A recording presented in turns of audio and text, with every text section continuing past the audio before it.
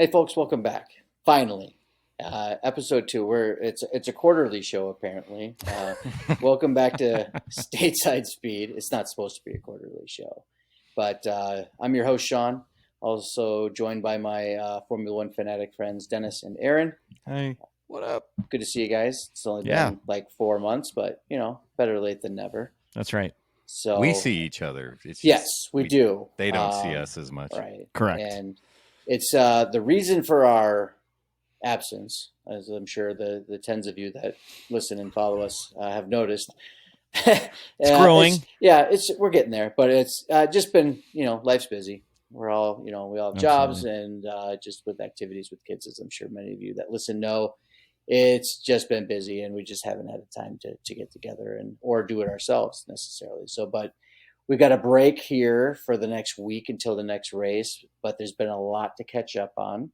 Yep. And but I will stay. I'm going to start with the big news of the day today. That it's always interesting when the first thing I turned my alarm off at 6 a.m. this morning and woke up and scrolling through and it's oh my God, Horner's out. And Carrie's like, my wife, she's like, what are you talking about?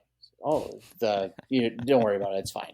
Go back to sleep. Yeah, it's fine. And so, but the big news story today, obviously, is that Christian Horner is now out at Red Bull and is being replaced by the Racing Bulls. Yeah, by the Racing Bull CEO and team principal, Laurent Mikes. And so, I'm sure I'm saying that wrong, but it's a very interesting story. I'm not sure why for the change suddenly. They haven't been their usual selves. The car, which is beautiful. Right, yeah. It's been nice for a change, especially, as McLaren fans. We've had a stellar year thus far, so we can't complain. But this is a huge change. He's led this team from the start, basically, and has had 2 multiple world champions in Sebastian Vettel and now Max Verstappen. And a whole host of a slew of drivers that have all either gone on to represent other Formula One teams currently or have just driven very, very, very well. And so it's just amazing, the change. I wonder what's coming next for Horner. There's a lot of speculation, obviously, and there will continue to be so, but it sounds like just the report that I was reading right before we started recording here is that he's staying with Red Bull in some capacity. It's not going to be with the Formula One team for right now, but there's got to be a team that's going to want to bring him on in some way, shape, or form. I don't know who that'll be. I kind of put the hot take out there. Maybe it's Ferrari. It's a team that has gone nearly 20 years without a Formula One drivers champion. And it's been 17 years since their last Constructors Championship. So 2007, Kimi Räikkönen was the last Formula One champion. Yes. What? Kimi Räikkönen. And then 2008 was their last Constructors. And so how much longer are they going to give Fred Vasseur, who seems to be doing a good job, but they just aren't. They're close. Right. But they've been like Lewis that for Hamilton years. And with Charles Leclerc, you expect this team to be at the front. And that's what their fans, and that's, I'm sure, what Ferrari expects too. So what do you guys, I guess, what are your thoughts for where Horner could wind up? And why the change? It's just shocking. It's weird. So it's like, I think my wife, Radon, made a comment on your post, Aaron, today. Yeah. It's like, it's funny. He's all these allegations of cheating on his wife and, maybe sexual misconduct on the team. Yeah, it's fine. It's fine. Oh, we're starting to lose. Get rid of him. So it's always interesting to see it that way, right? Right. I don't know, man. I don't even know. My initial thought was he's not going anywhere. That was my gut. Mm-hmm. But thinking about it all day, like there's going to be a team that wants him, right? Someone wants him. Is this the push to keep Max? Yeah. I mean, that's what it feels like, right? It's either Max already is going somewhere and they all know, so they're blaming him, like, hey, you couldn't keep him, or it's, hey, Max, we'll get rid of him if you stick around. You know? Yeah. That's kind of what it feels like. So. Yeah, I don't know. I feel like maybe he's gonna lay low for a little while, let the dust settle on everything with those allegations and kind of how things have gone with the team this year. And Right. like you said, he's going to be paid by Red Bull. Yeah. Regardless. And he even said that in his speech. Mm-hmm. I watched a little of that, and he's like, I'm not going to be a part of the Formula One team, but I am still going to get paid. So right. he's not going to be hurt, and right. he'll be fine. No, he'll be totally fine. Go smooth things over with ginger spice on an island somewhere. Yeah. But he's, I think, I don't think Ferrari's out of the question. Stranger things. It's Formula One. It's stranger Why things. Why wouldn't he want to go work with Lewis? Yeah. Is Aston Martin a possibility? There's just a whole host of teams that I think would be willing to bring him on just with his winning pedigree. I mean, the guy, he wins. And I think this year is a down year. I think the fact that they have Max Verstappen has proven what a amazing driver he is by driving that car, because you've had two different drivers now in the second seat on that team, and both have not performed nearly as well as Verstappen has. So he is driving the life out of that car, where, the other two that are in the second seat, show signs of, keeping up, but they're constantly in the midfield with that second driver, whether it be Tsunoda or Lawson. So, well, and even last year with Checo too. Yeah, right. It's the same thing. So more to come, but that was the big news today. And then we just wanted, since it's been so long since our last show, just wanted to kind of go through a quick season recap, and then go through Silverstone, which was a fantastic race. There's so much. Might have been the best race of the year. Yeah, it really, really was. So there was a lot of drama, a lot of firsts, or one first in particular. One big one. But I think the major storyline, I think the major storyline thus far, and it's not just because I'm a McLaren fan overall, but McLaren just overall has been a force this year. They were showing signs of this last year after Lando picked up his first win in Miami. I mean, they won the Constructors, right? Just really snowballed after that, and they've continued it into this year. And a lot of teams they just can't keep up with them. They're usually the fastest car. One of the two, either Lando or Oscar, or both, and it's just none of these teams have been able to keep up with them. So, do you guys kind of see this continuing? We're probably a third of the way through the year now, and it doesn't seem like other teams have made adjustments to keep up with them thus far. Or if they have, then McLaren's made adjustments and then stayed one step ahead. So, I think the big question with the team is, who are they going to let win the Drivers' Championship?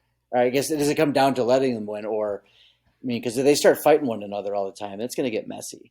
Yeah, and they've already had a couple moments where it got close, right? Right. Well, it happened a couple weeks ago. So, So in Canada, you had Lando running in the back of Oscar, and thankfully not knocking both of them out. Unfortunately knocked out Lando. But even this past week, even in Austria, you had Oscar taking shots, trying to pass him, pretty risky shots. Really aggressive. Yeah. Right. And so, and I'll get more into the Silverstone race this year, because there was a lot of controversy with how that race ended up. But McLaren is obviously right now the team to beat. I think Mercedes is showing real big signs of life. George and Kimi Antonelli have been driving fantastic. Kimi, for rookie, is obviously the class of the fantastic rookie, the rookie group this year. Yep. And he's only going to get better, which is pretty scary. He just had a podium already this year. He's going to be a force to be reckoned with. So I think Mercedes is probably, in my opinion, my number 2 team thus far this year. And probably number 3, it's probably Ferrari. Yeah. So I have them kind of neck and neck right now, Mercedes and Ferrari. Just, it depends on the track, it seems like. Right. So we'll see how upgrades go. Yeah, and then the usuals, the midfields, the Alpines, the Haas, Aston Martin, all those teams are just kind of Sauber duking it out in the middle. So can talk Sauber, about them being in the middle now. They're not at the bottom. What's it feel like, Aaron? Feels good to be right in the middle. Right. Started at the bottom, now they're here. Yeah. So hey, They were going to get there. I mean, and then you get that infusion of Audi capital next year. It's going to be a totally different story, I feel like. So well, and then God knows what's going to happen with silly season and everything else. So right, yeah. Speaking of midfields, Alpine is just still a total mess. They're another team that swapped. I feel like they didn't give Jack Doohan nearly enough time, but he obviously was. I mean, another rookie was struggling mightily, and then brought up Franco Colapinto, who did have Formula One track time last year with Williams, and I don't know. I just feel like it was too soon. Like, didn't give the guy. He was your reserve driver all year last year. They just didn't give him a whole lot of time. So, does he get another shot this year? I thought wasn't Colapinto only supposed to do like a certain amount of races, and then they were going to give it 5 or 6 races or whatever. And then they were going to kind of reassess. But I don't know. There's been no talk. I don't think there's been a tremendous difference between the two necessarily. I don't think this was a driver issue. Yeah, yeah. So. I don't know I know the team principal that currently runs. I can't recall his name off the top of my head right now, but I know he's a pretty controversial guy, and maybe he was just trying to shake things up. I don't know, but it just seems like they didn't give him enough time, maybe just to kind of get the feel for the car, get into these races, and kind of go from there. And Lawson was kind of the same way. He was struggling mightily in the second seat at Red Bull, gets booted down to Racing Bulls, and is now. Looks comfortable. Looks really good. And maybe that's part of the reason too with the Horner switch too. It's like, well, maybe we're not getting the most out of our drivers possibly. I don't know. That just seems a little far fetched with a guy with his experience, but Lawson seems to be fitting in well at Racing Bulls. So who knows if and when he gets the call back up for. I guess at what point do they just say, oh, Tsunoda's not cutting it? Let's swap again. It's the driver two curse at Red Bull. It's like plug and play. They're gonna suck. I don't know what's going on there, and I don't know why. Maybe they broke the curse by getting rid of Christian. I don't know. Right. But yeah. It's weird because Tsunoda elsewhere proves himself, and then you get him in there, and he looks like shit. Yeah. He's horrible. Right. And then last thing, obviously the big switch this year has been Hamilton to Ferrari from Mercedes last year. And it seems like each race, it's funny listening to the radio communication between him and his engineer, because I can't imagine how frustrating it is for Lewis, 7-time world champion. Yeah. Obviously he's driven a few races. A couple of them, yeah. Yeah. And he's like, what are we doing? Why are we doing this? I don't want this. Let's do this. Oh, no. Let's just do this. It's kind of Ferrari being Ferrari. Ferrari. If you notice, in their Leclerc has those conversations every week since he's been there. Even Leclerc, and he's been there how long? He's still complaining. Yeah. And so maybe it's the water. It must be the water. Yeah, could be. Yeah. So add that to the list. Words of wisdom. Right. Whatever he said. Yeah. And so it just seems like the transition's been super tough. He seems to be working through it. What did he finish this weekend? P4? Didn't he finish P4? Yeah. So that's, but I think that's the a pretty good way of strategy working through it. Their strategy kind of kept him off the podium too.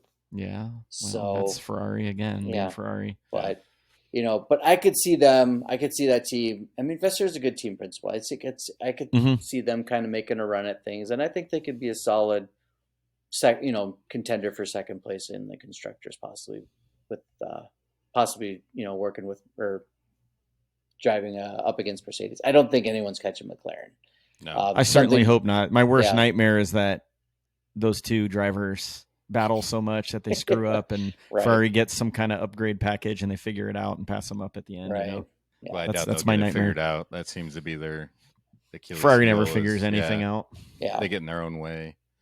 Yeah, I mean, barring any, like you said, I think the thing that's going to stop McLaren is McLaren. They're going to get in their own way. Yeah. Yep. And I'll go ahead, Dennis. I was just going to say the way Oscar's mood after this last race.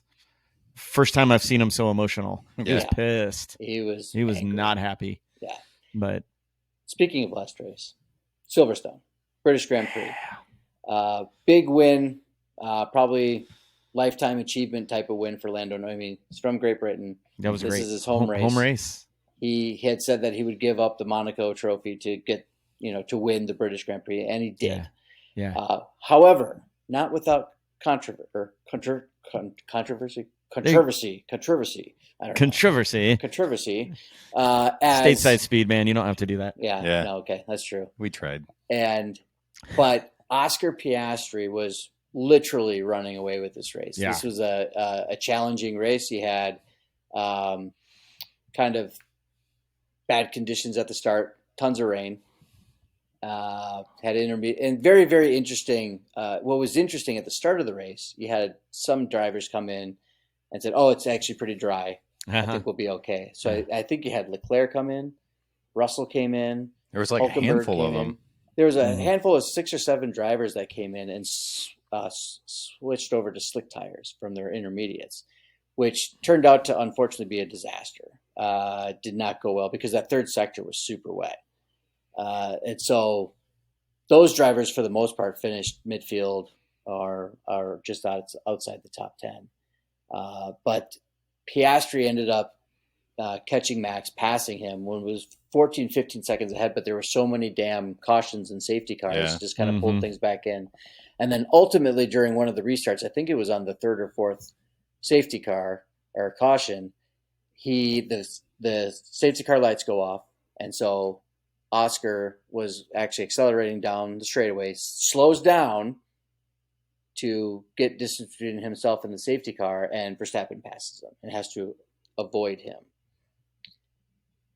George Russell did the exact same thing the race before, or 2 weeks before in Canada, no penalty. Now all of a sudden, it's a 10-second penalty. Now, by the letter of the law, yes, it was erratic driving. By the letter of the law, it probably should have been a penalty, but man, 10 seconds is a long time. And so that basically handed the race over to Lando. Now, Oscar was catching him. He was still lost by 7 seconds, didn't he? He was. But I think at one point he was within 2 or 3 seconds. I mean, he was gaining. But then I think just kind of pulled back and, but obviously Oscar was extraordinarily upset. Thought it was completely unfair. Did ask the team, like, hey, he needs to let me pass. I was winning this race. This is an unjust and here we go ruling. Yeah. And so, but it seems like he was not totally resentful. I think he was more upset by the ruling. I think he was upset by the ruling. That was the Lando. feeling I got as well. But, it's just going to keep – those little things are going to keep building as you have two number one drivers. Yeah. Oscar probably had the faster car. Yeah. I mean, he sure did. I mean, he was pulling away from everybody. Yeah. So, but that's a tough one. Yeah. But he's still leading. So yeah, he is. I mean, I think it's going to come down to the last race. I think they're going to go back and forth. Oh, and it's going to be. I hope so. It's going to be awesome. Body shots throughout the whole year. He wins, they win. Oscar wins, Lando wins. Might have a gap in the middle where another team wins, whether it be Max Russell will get his win here or there. Yeah, he will. He's superhuman, like you said. Right. And then really the other big story is after 239 starts, and to Aaron's pure delight, I'm sure. Oh, yeah. Sauber finishes on podium, and it's Nico Hulkenberg. Nico! Fantastic. I was actually more excited watching him finish third. And it was a really close. Like, I was excited for Lando, obviously, but watching Hulkenberg and Sauber finish on the podium was fantastic. It was a real roller coaster of a race, because Bortoleto went out early, and I was like, damn it. So I like watching him. He's exciting for them. But then watching it unfold there towards the end, and it's like, this could be a possibility. But then you look and you see who's behind him. Yep, Hamilton was breathing down his neck for a while. And it was wet. I was like, this is going to be one of the. And Dennis asked me, he's like, were you super excited? And I couldn't be, because I was just waiting for that stressful, one weird thing to happen where he spun out, which has happened to him many times in his career. Yeah. So it was one of those deals where it was like, did this really happen? And I don't think it really yourself. Yeah, it really didn't sink in until they got to the podium. Yeah, that's awesome, man. I yelled. I literally yelled out when because same thing, man. I was like, okay. I was like, there's Lando, There's Oscar. Well, we got 23 seconds behind over here. And I'm like, oh my God, that's a lot of time and a lot of turns. What's going to happen? No. He nailed it. Did great. He nailed it. It was awesome. So, could this be a sign? They've got the old. He's been scoring points. Yeah. Yeah. They've been scoring points pretty consistent. Pretty consistently lately. Anyway, and Bortoleto scored. Yes. The race before Silverstone. Yeah. Yep. And so, and like I said, I mean, they might be something to reckon with next year. They're gaining a little bit of momentum. Yeah, because you get Audi behind them and start to get some more, wind tunnel time and research and development into that car. I think they could be a problem. So, see if that continues. So. Yeah, I mean, it'd be fun to have another team like that kind of come up and about too. So, that was really fun to watch, and I was super happy for them. And watching the team celebrate was fantastic. That was so cool. I can't imagine how. Yeah. I mean, that was their first, I think, podium since 2012. Yeah. Oof. Yeah. That's wow. Unbelievable. Especially a team with that history. Yeah. I mean, right. But just fantastic stuff. But it was a great race overall. I think it was really cool, like how the other drivers were excited for him. Yeah. Too. Yes. Yeah, everyone was coming up to him, and then have you seen there's so many social media posts with him celebrating with his family, and it was very cool. His daughter going nuts, and and they're like, your first podium, and you get a Lego trophy. How do you feel about that? I know. And he's like, it's really cool though. I love. He's like, I love Legos. Yeah. Doesn't care. He's got it. He's in the books now. He's a podium finisher, which is fantastic. So I think everyone was happy about that. So he's got to work on that champagne celebration, though. He looked a little lost. Oh, and it was funny too. Done it before. In the cool down room, Lando brought him his helmet. He's like, why do we need this? He's like, what? Yeah, you need it. So that was funny. That was awesome. Which is it's just great. You could totally tell that he was like a kid that was invited to a place that he's just like, never been. What's in here? I don't know what to do with my hands. But he's got that one under his belt now. So he does. Hopefully we see some more. Yeah. I would love it. I would love to see it. But they, and I think what was, he even said it too in his post-race interviews. Like, I started 19th. I had no expectation that this was going to happen. And then, they were just hanging there. And Stroll was hanging up there too. And then he kind of just did not see that one coming. No. And he just kind of tumbled down too later on. I think he blacked out the whole race. I had no idea what happened. Yeah. Like, what happened? I didn't hit a wall? Yeah. What? It was raining and I didn't crash. Right. That's what I kept thinking too. When those two were right by each other, I was like, this guy's going to hit a wall or cause him to crash. He's going to take him out. Hulkenberg to crash. There was just so many things that was like, I don't know how I feel about this. Yeah. Oh, so, man. Well, we got one more week. We got a week off this week. But next week, one of my favorite races of the year, Spa, Francorchamps in Belgium. Yeah. I think it's a favorite for many, many people. It's super fast race, super long track. I rewatched the race from last year a couple nights ago. I forgot that this was a Mercedes 1-2. This was Russell and Hamilton finishing 1-2 last year. And I believe Leclerc finished third. It was the race that Russell kind of pushed the boundaries on the one stop because we were like, oh, is he really going to do a one stop? Oh, I remember this. And he did it, and it worked out. Mm-hmm. And then Hamilton was upset. He said, well, why didn't I do a one stop? Like, well, what's going on? It's like, well, because you're leaving. Because you're going to Ferrari. We don't like you anymore. Did you forget about that? Yeah. So, but it was a great race. Well, it'll be a great race again this year, I'm sure. I think, obviously McLaren's going to be probably the favorite going into it. Max is always going to be in play, but I think Mercedes again is going to be a team that's going to have to be watched out for, and is going to give some good competition. And again, Ferrari too. So, and who knows? We'll see what Sauber does. Who knows? I don't think points. That's what we need is points. Yeah.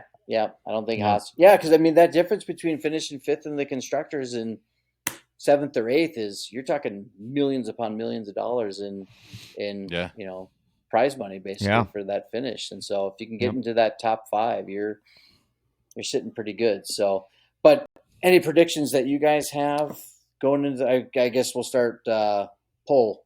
Who do you see taking pole for the race? Oscar.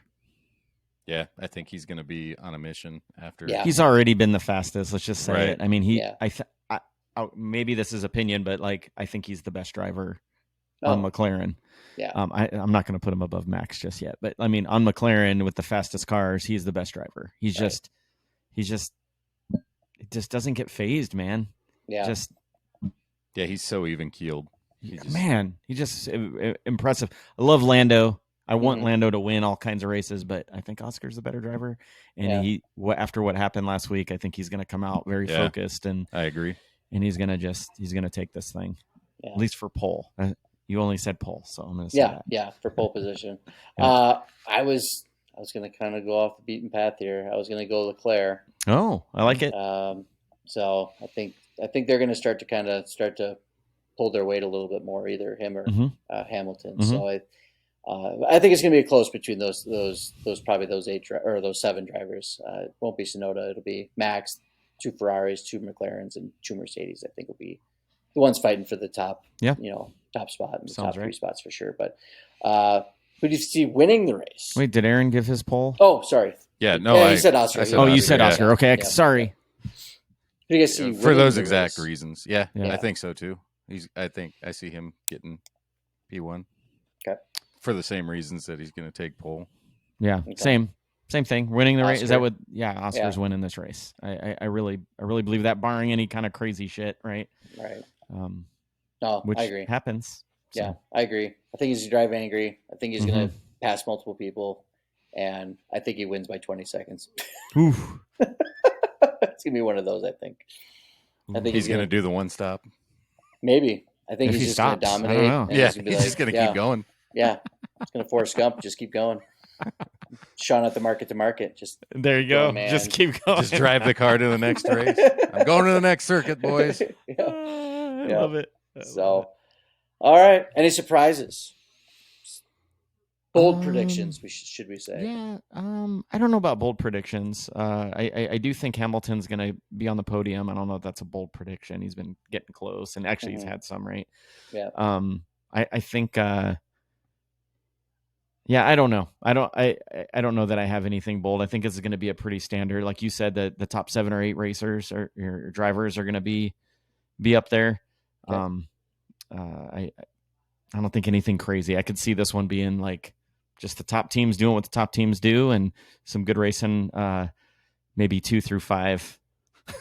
Yeah, could be. I'll go. My bold will be double points for Sauber. Oh, like it. Both drivers in the top I like 10. that. Yeah. Build on the success. Yep. Yeah. I'm going to say Kimi Antonelli finishes second. Ooh, I like that. I almost went with like a Hulkenberg, another podium, but I just don't see that happening. Yeah. Nah, probably I want it to happen, maybe, but it would be nice. yeah, I don't even. He's know got if to I feel do it good a about couple calling it a times. bold. He's got to do it a couple times in a row before Yeah. you start making And that as a prediction. Even a and bold one. Yeah. And I think a lot will depend on the weather too. Yeah. That a little track, early to know I yet. mean, yeah, it's it could be raining there too, and that's going to change the whole dynamic of the race too. So, Isn't your but- favorite soccer club from that same country?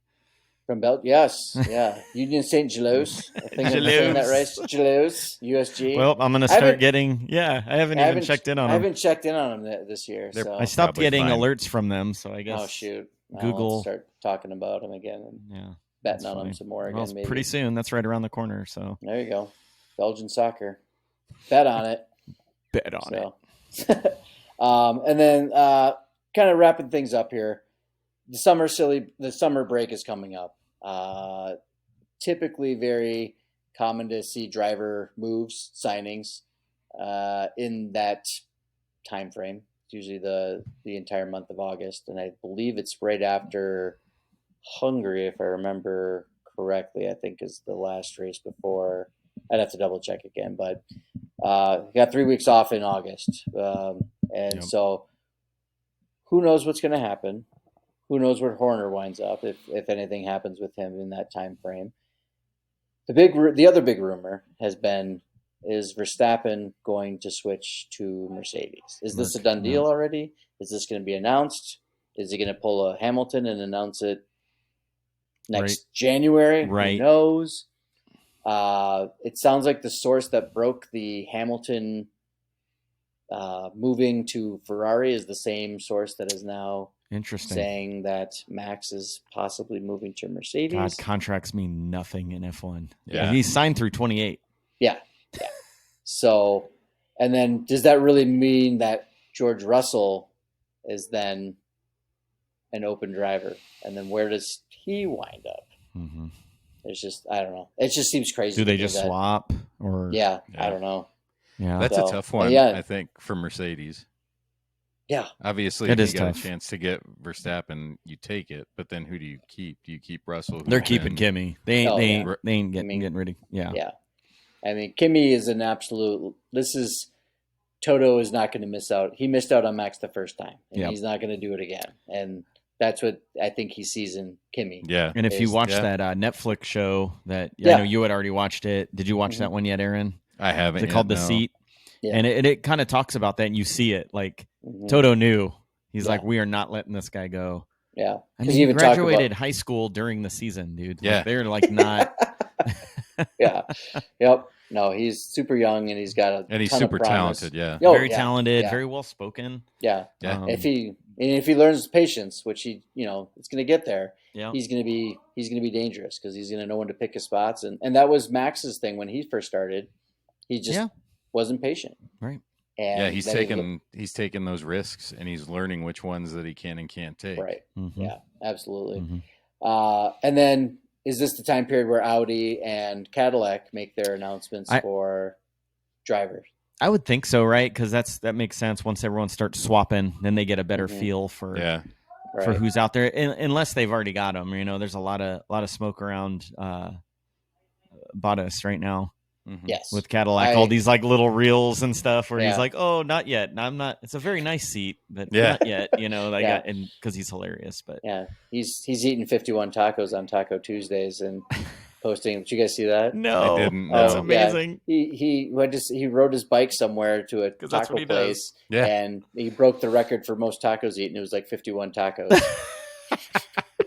I love him so much. Yeah, that was sad to see him leave Sauber. Yeah, but I think if he winds up with Cadillac, that'd be awesome. And part of it, I wonder. I've been trying to follow this. I'm pumped about Cadillac. Yeah, I've not been quiet about that. I'll always be a McLaren fan, but I think I'll be pulling for Cadillac too. But there's a lot of rumors, I guess, about an American driver wanting an American driver. So I've been kind of like trying to follow that a little bit. Not a lot's come out, so I almost wonder if they're waiting to see, like, should we go with like a Colton Herta? Or should we wait and just kind of see how the silly season shakes out? Yeah. Right. And then like, okay, there's not really anyone available. We'll go with like a Bottas and Herta kind of thing. Right. So I think they're going to, I bet you we hear some stuff right around that time when everyone starts swapping around. Right. And how likely is it that they compete right out of the gate? Probably not. Probably not, but they will have a lot of backing. They will have a lot more backing than Haas ever had. Yes. Yeah. Right out the gate. Because they have, they're. It's General Motors money. It's General Motors money, man. And they've got the motorsport pedigree, and they've got, Mario Andretti at the running the board, and no Michael though. Nope. No. If you remove Michael, we'll let you play. And his dad's like, fuck it, let's go. I wonder what he did. He must have really pissed people off back in the 90s. Like, if that was really the only thing holding up the whole deal, it's like, God, he's got to feel like crap.